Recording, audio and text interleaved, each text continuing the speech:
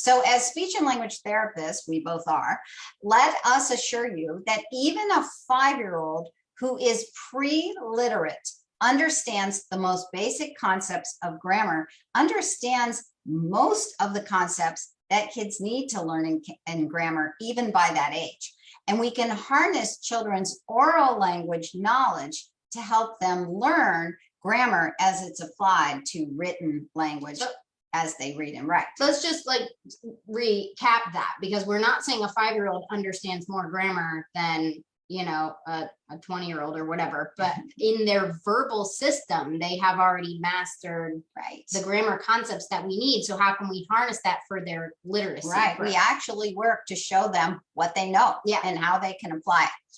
We teach grammar early, even as early as our Pinwheels program, and we stay functional the entire time. We use manipulatives so kids can see, picture, and understand how sentences are built.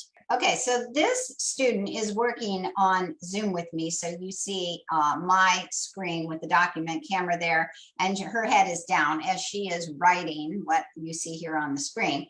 And even at this young age, she is learning basic sentence parts. So when we talked about how we start with parts of a sentence, we are looking at sentence parts. In that, you may have to learn what a couple things are called. For example, obviously, she's learning what a verb is here, but the focus is on the sentence parts.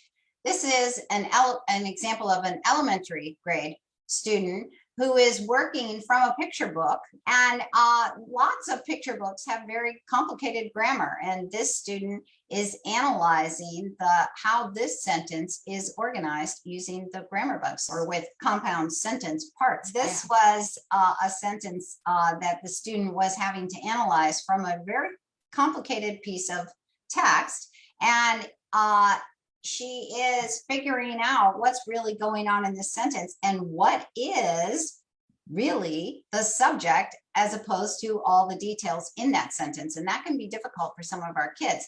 And the way this is illustrated, the kids really get a sense of what sentence structure looks like when they see it illustrated with our manipulatives. We're going to give you an example of this application now. So here's a student who's analyzing his own sentence. He was writing about hunting, and he wrote, "I have been hunting since I was 6 with my dad."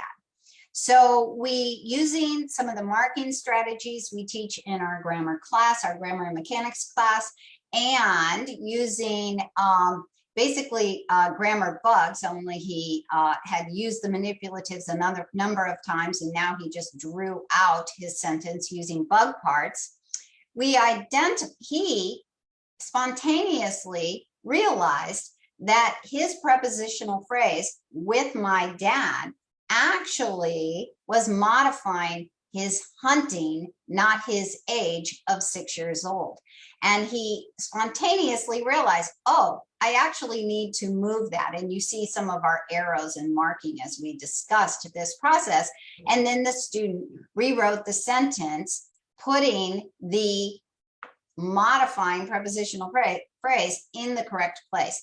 And this is what happens when we can make grammar visible for kids. They can also begin to see what needs to happen in editing for themselves. I just want to show you that we do have resources to help with this. If you have a young learner or a younger struggling learner, we are already incorporating grammar into our Pinwheels Year 1 and Year 2 program. If you are using our WAND program, we have incorporated some of our grammar work, and we recommend that you also get our grammar bugs and do that work through that program simultaneously to working through the WAND.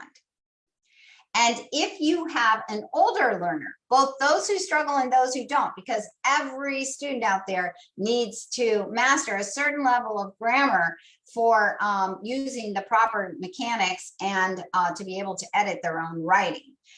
So again, no matter the age, we always use our Grammar Bugs program, and it can be sold in a bundle. And then we also have 2 classes that build into how you teach grammar and how you help kids use grammar effectively. One is our grammar and mechanics class, and the other is our reading accuracy and comprehension class.